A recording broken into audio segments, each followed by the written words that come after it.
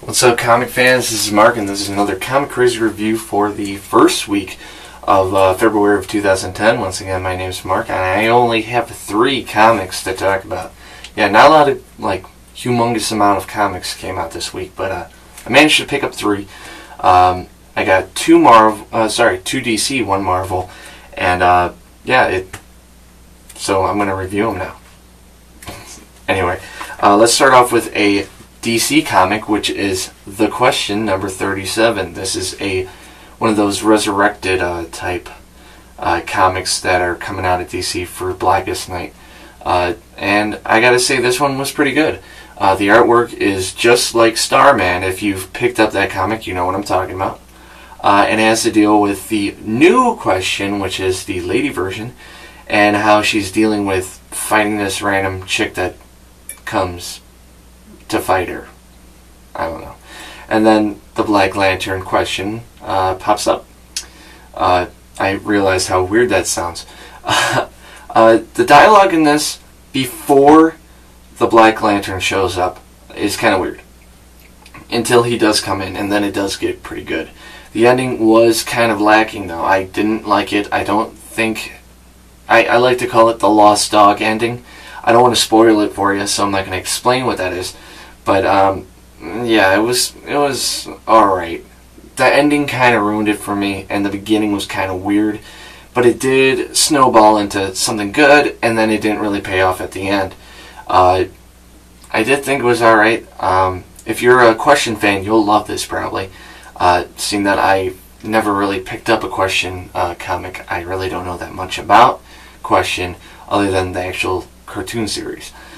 So what do I give this? I give this a solid B. This was pretty good. Not the best tie-in to Blackest Night, but not a really bad one like, Doom Patrol or something. So yeah, a B. Pick it up if you're a Question fan, or if you're reading all the Blackest Night tie-ins, you're going to pick this up, and you may not be disappointed. I say may not, I don't know. Now let's go to Marvel now, and pick up Siege 2. Yeah, I'm going to review this because the last one was okay.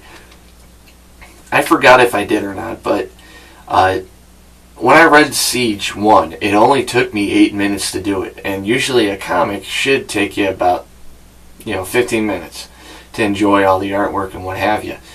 It was very short, and it was kind of weird seeing that we saw the first 7 pages, I guess, in a preview issue. And then, you don't really get that much lackluster other than, here's a spoiler for number 1, Thor is getting his ass whipped. Now it continues on to the story of that, and we get more, at least.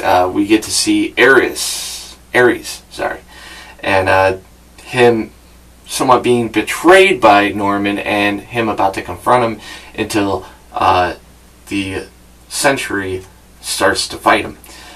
Someone very important to the Marvel Universe dies in a very gory way, and that's probably the best part. Everything else was kind of just there.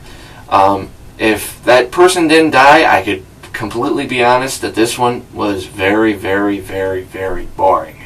A lot of talking, and it seemed like a really cheesy movie when Captain America and Bucky are talking about the shield and what is Bucky going to use. If you've read it, you probably know what I'm talking about.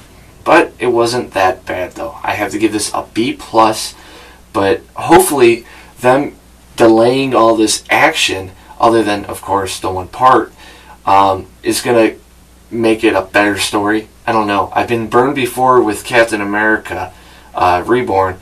Hopefully Siege doesn't do the same thing.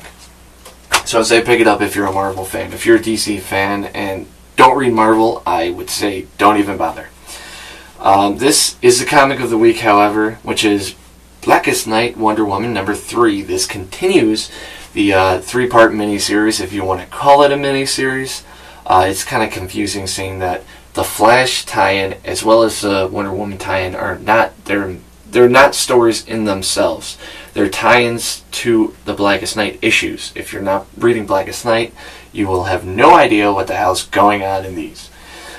This deals with right after issue 6 of Blackest Night, when Wonder Woman becomes A-Star Sapphire, and then it is before Green Lantern issue 50. So continuity-wise, that's where it sits.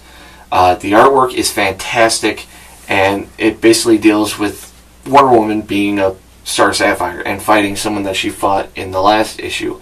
Not going to spoil anything, but it was pretty good.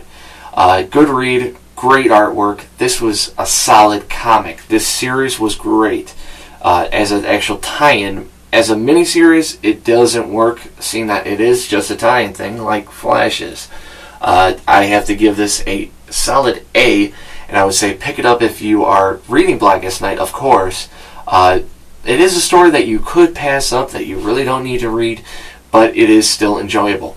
I, once again, give it an A, and Wonder Woman fans will like this too, I think. Maybe not, I don't know.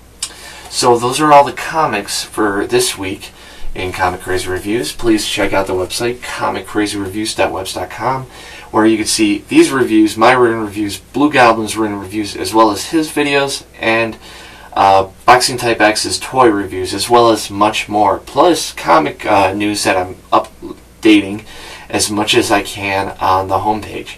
So without me plugging anymore, that's it. So until next time, guys, peace out, and keep reading those comics.